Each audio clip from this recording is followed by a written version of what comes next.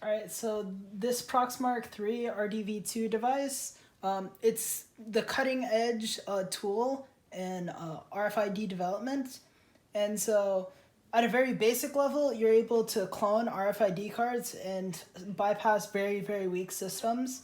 So here we have your basic cabinet lock. And so it'll open with this card. That wasn't supposed to break, so we're just gonna fix that. And it should be able to like lock back up. And right now, this card, there's nothing on it. We just wiped it. And so it won't be able to open up the lock. It won't even detect it because there's no RFID signal. However, we will be able to read and write to this card and create a duplicate key.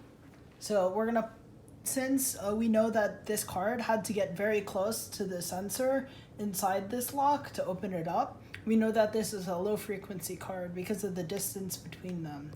So we know to put it on the low frequency sensor, which is the circular one.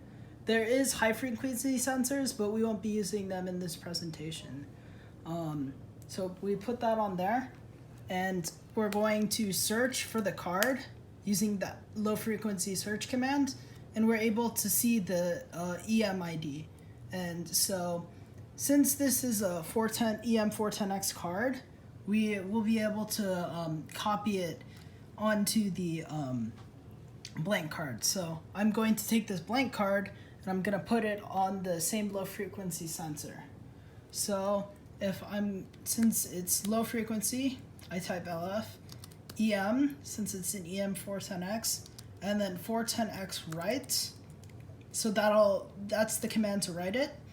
And since we want to clone that specific ID, we're gonna copy this ID EM tag up from here. And since this is a T557 card, we're gonna put a 1 there because this can write to numerous different cards.